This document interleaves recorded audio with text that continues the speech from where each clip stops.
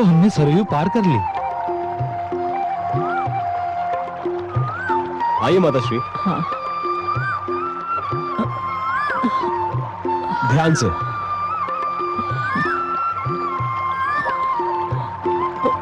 इस ओर।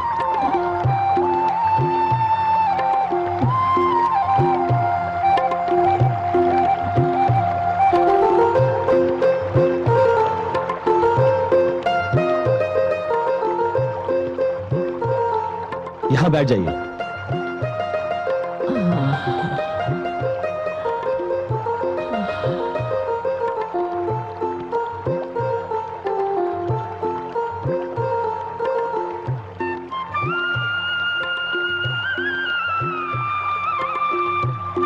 पिताश्री, यहां बैठ जाइए।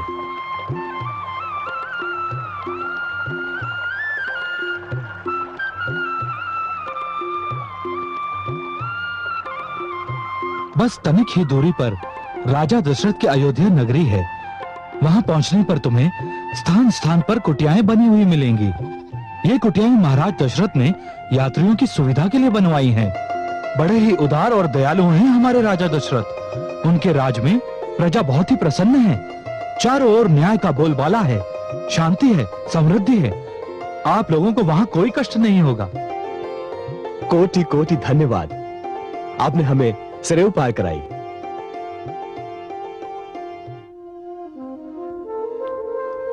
माते, सत्तू दे दो। ये ले पुत्र। मेरे पास कुछ और तो है नहीं, थोड़ा सत्तू है, इसे रख लो। नहीं भाई नहीं, मुझे कुछ नहीं चाहिए। मैं तुमसे कुछ नहीं ले सकता। क्यों? आपने हमें सरयू पार कराई है ना। वो तो ठीक है, पर यदि मेरे पिता ने सुन लिया कि मैंने श्रवण कुमार से कुछ लिया है तो वे मुझ पर बहुत क्रोधित होंगे। अरे, आपको मेरा नाम कैसे पता चला? मैंने तो आपको बताया नहीं था। फूल की सुगंध दूर से ही अपनी पहचान करा देती है। तुम जहां भी जाते हो तुम्हारी ख्याति तुमसे पहले पहुंच जाती है। सारा विश्व जानता है कि श्रवण कुमार अपने नेत्रहीन माता पिता को कंधे पर उठाकर तीर्थ यात्रा पर निकला है। मैं तुमको देखते ही पहचान गया था। तुम धन्य हो श्रवण। ईश्वर तुम जैसा सबको पुत्र दे। मैं तुमसे कुछ नहीं लूंगा। धन्यवाद बंधु। ये सत्तू तो मैं आपको दे रहा हूं ना, आपने तो मुझसे नहीं मांगा। मेरी नैया में तुम्हारे माता पिता और तुम्हारे चरणों की धूल रह गई है। ये धूल सोने चांदी से भी अधिक मूल्यवान है। मेरी काठ की नैया पावन हो गई है। आज के दिन को मैं सदैव स्मरण रखूंगा। मैं आपका आभार कैसे प्रकट करूं? भगवान आपको सुखी रखे। चलिए माताश्री। हाँ। संभल के। इस ओर। बैठ जाइए, संभल कर। माताश्री, सत्तू रख लीजिए। चलिए पिताश्री, संभल कर। इस ओर। बैठ जाइए, संभल कर।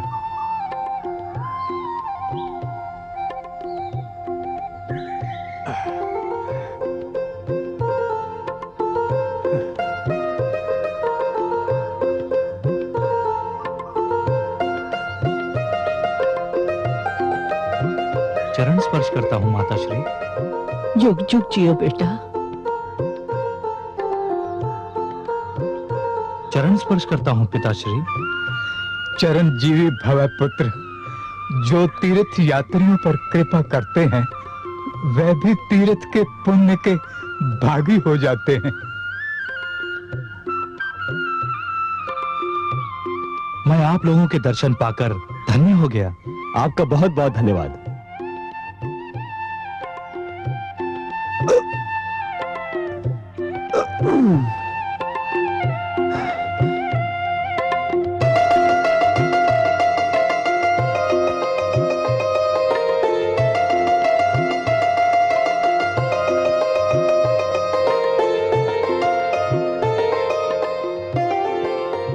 धन्य हो श्रवण, धन्य हो, तुम धन्य हो।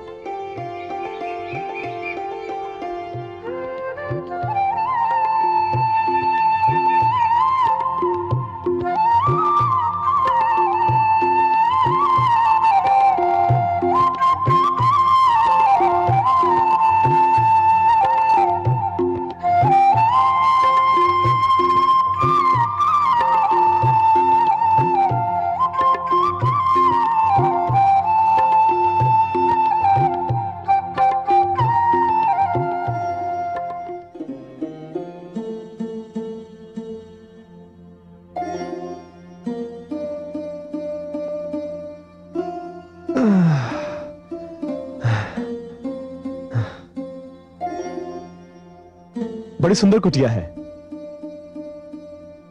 चलिए माताश्री, भीतर चलते हैं। अच्छा पुत्र। संभल कर।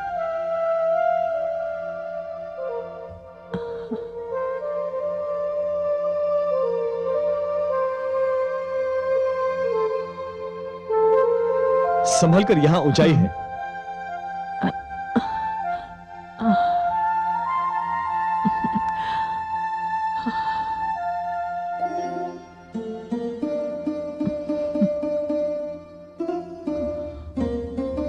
आइए, बैठ जाइए यहां पर। हाँ।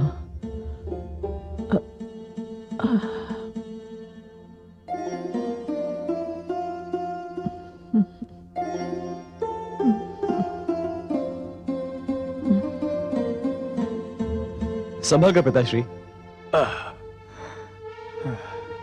मुझे दे दीजिए।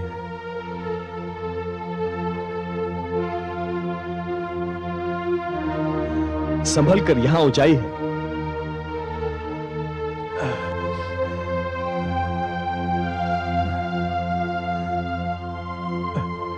आइए आइए।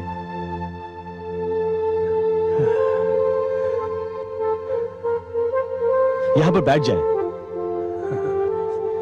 संभल कर।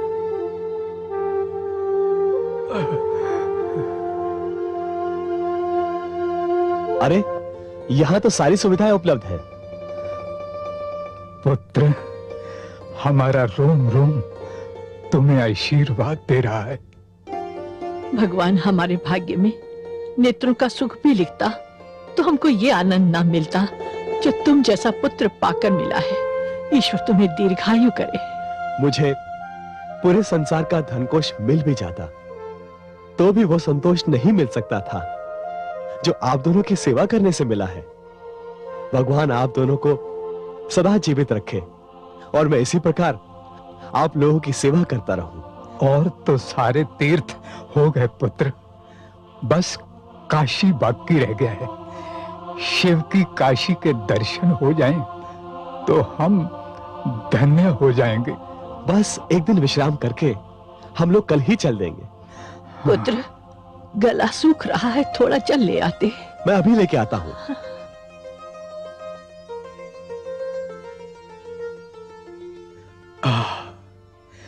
हम कितने भाग्यवान हैं देवी कि हमें श्रवण जैसा अनमोल रत्न मिला है, जिसकी चमक से सारा विश्व चमचमा रहा है। मैं सदैव ईश्वर से प्रार्थना करती हूँ कि हमारी आयु भी उसे लगे। ये राजा दशरथ अपनी प्रजा का कितना ध्यान रखते हैं, है ना? तीर्थ यात्रियों के लिए कितनी सुंदर कुटिया बनाई हैं।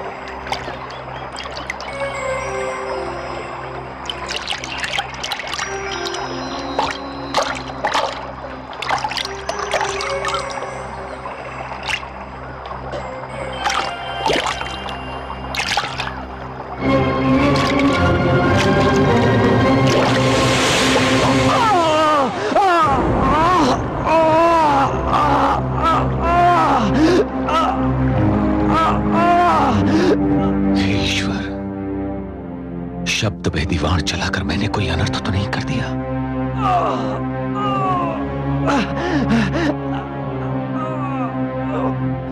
हे ईश्वर, अब मेरे माता पिता का क्या होगा? कौन कराएगा उनको तीर्थ यात्रा? मैंने किसी का क्या बिगाड़ा था?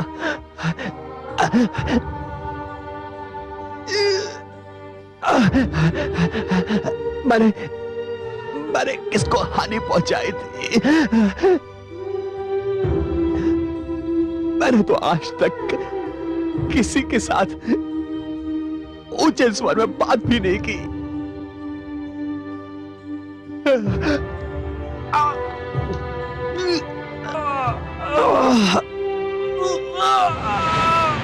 हे भगवान,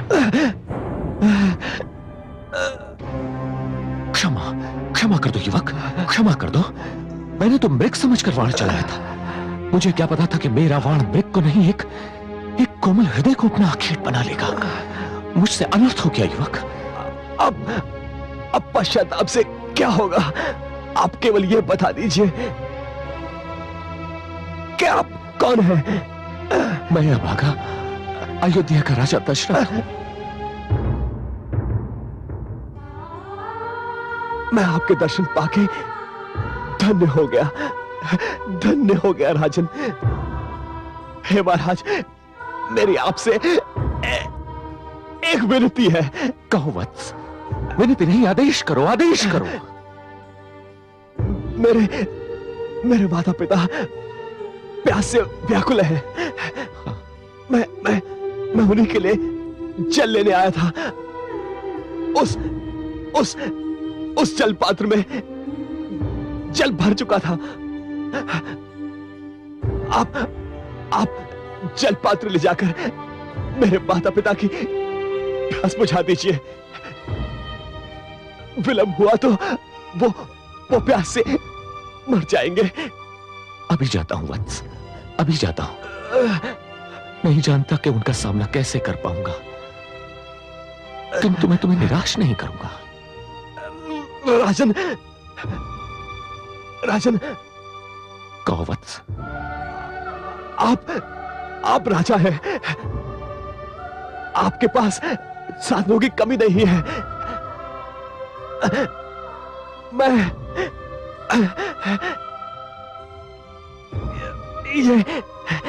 ये मेरे अंतिम क्षण है।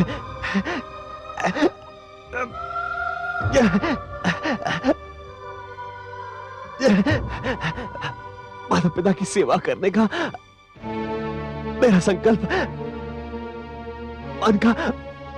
मन में रह गया। एक मरते हुए पुत्र की एक और विनती मान लीजिए। कहो वत्स, कहो। मेरे माता पिता का कोई आश्रय नहीं है। वो भटकते रह जाएंगे। हे राजन, कृपा करके उन्हें आश्रय प्रदान कीजिएगा। अवश्य वत्स। मेरे अतिरिक्त वृद्धावस्था में उन्हें कोई और लाठी भी उपलब्ध नहीं है। हे राजन, उनके जीविकोपार्जन का प्रबंध अवश्य। वत्स, वत्स।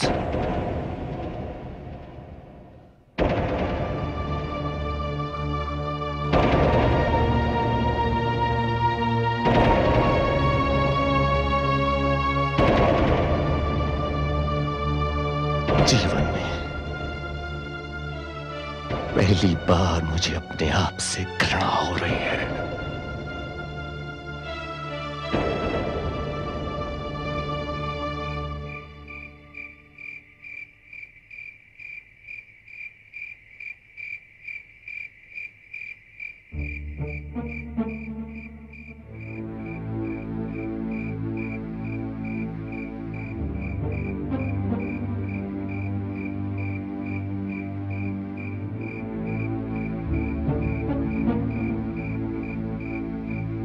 बहुत देर हो गई, श्रवण अभी तक जल लेकर नहीं लौटा। जाने कहाँ रह गया। मैंने किसी की चीत्कार सुनी थी। ईश्वर करे सब कुशल हो। मत करो ऐसी अशुभ बातें। वन यहां से दूर है, इसीलिए किसी वनचर के आक्रमण का भय नहीं। और फिर राजा दशरथ की अयोध्या के लिए तो सुना है कि लोग अपने घरों के किवाड़ बंद नहीं करते, सो चोर और लुटेरों का भय भी नहीं। तुम्हें किसी चीत्कार का भ्रम हुआ होगा। हमारा पुत्र बस आता ही होगा।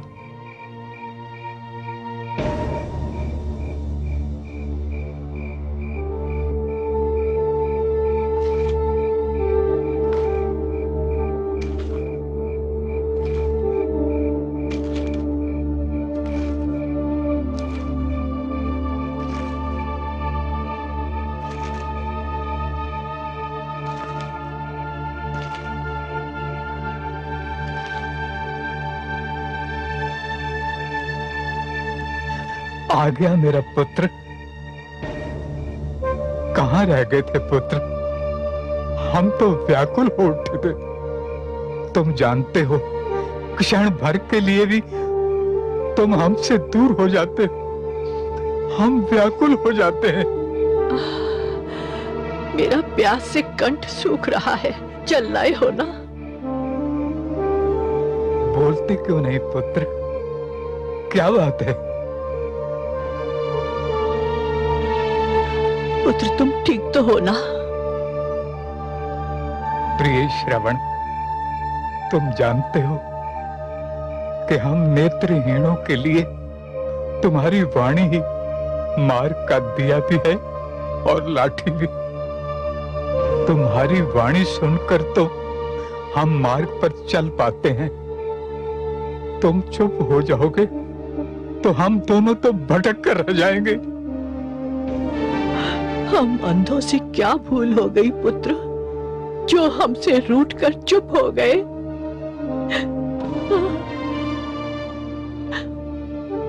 देवी, जाने क्या बात है जो मेरा पुत्र मौन हो गया है। अब मुझसे रहा नहीं जाता। मैं देखता हूं क्या बात है।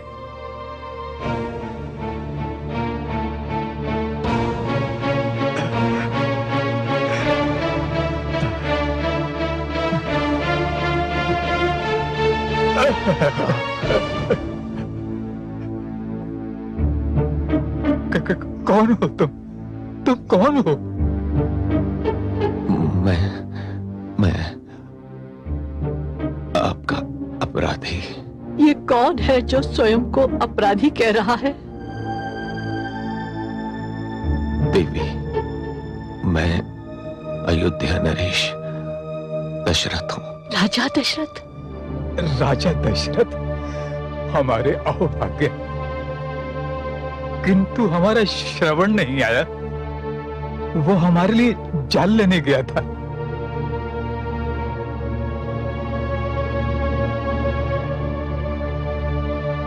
जल तो मैं आपके लिए ले आया। और हमारा पुत्र श्रवण? उसे मैं नहीं ला सका।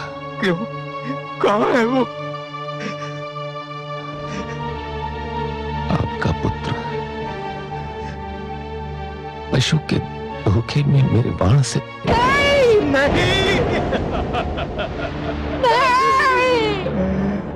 तूने मेरे पुत्र को मार दिया। तुमने मेरे पुत्र को पशु की भांति मार दिया। नहीं देवी, पशु की भांति नहीं, पशु के धोखे में। सरयू तट पर मैंने एक ध्वनि सुनी और बिना सोचे समझे शब्द भेदी वाण चला दिया और आपका हाय मेरा श्रवण, हाय मेरा पुत्र, हाय पुत्र, तू हमें भटकने के लिए छोड़कर कहाँ चला गया? हम दोनों नेत्रहीन कैसे जिएंगे? किसके सहारे जिएंगे? किसके सहारे जिएंगे हम दोनों? हाय श्रवण, जब हम जीते थे तू हमें अपने कंधे पर लिए फिरता था। अब हम मर भी जाएंगे तो हमें कंधा देने वाला कोई नहीं मिलेगा। हे ईश्वर, ये क्या हो गया? नेत्र नहीं दिए थे तो कान भी न दिए होते, श्रवण को देख नहीं पाए तो मरने का समाचार भी न सुनते। हम अंधों का संसार उजाड़ कर क्या मिला तुम्हें राजा दशरथ? क्या मिला, क्या मिला? हमने तो सुना था कि तुम बड़े न्यायी हो, बड़े प्रजापालिक हो, फिर तुमने हमारा पुत्र हमसे क्यों छीन लिया?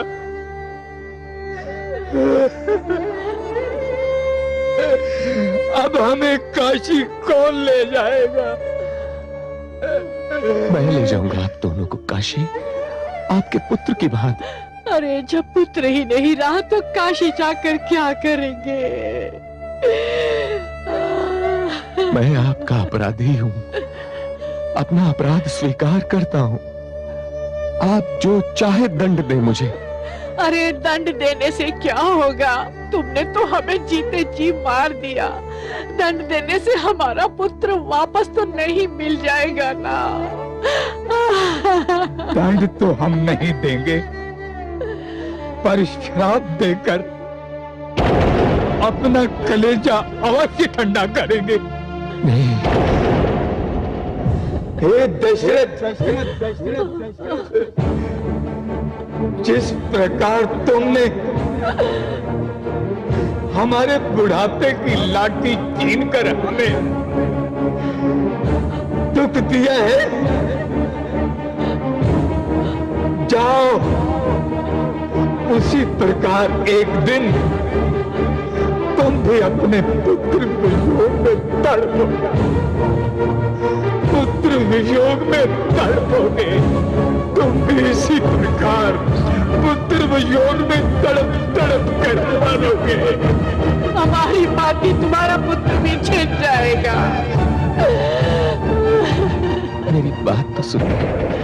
अब क्या सुनना है और क्या कहना है? जो नहीं सुनना चाहिए था हमने वो सुन लिया, और जो नहीं कहना चाहिए था हमने वो कह दिया।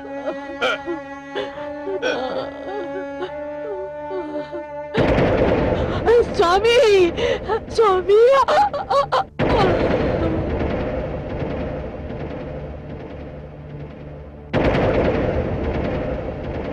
नहीं, नहीं, नहीं।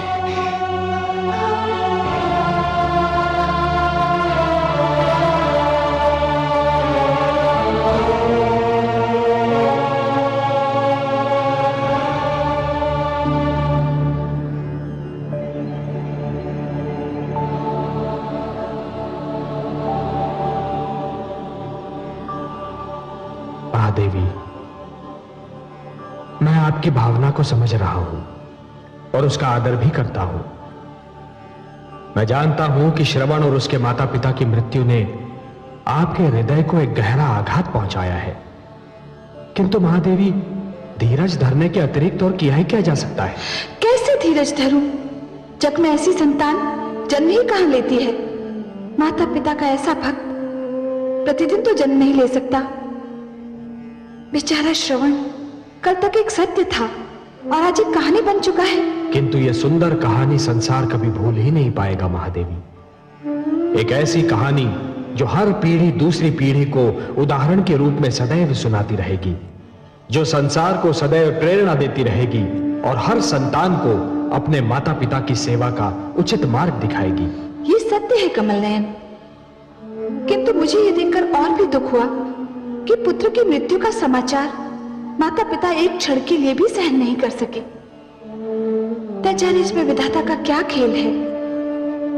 हाँ देवी, वैसे तो 3-3 मृत्यु की घटनाएं देखने में बड़ी क्रूर दिखती हैं, परंतु यदि ध्यान से देखा जाए तो यह विधाता का खेल नहीं दिखता।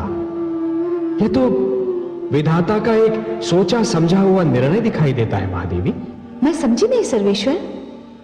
महादेवी, यदि पुत्र की मृत्यु के उपरांत नेत्रहीन माता पिता जीवित रह जाते तो कदाचित उनका जीवन और अधिक दुखमय हो जाता।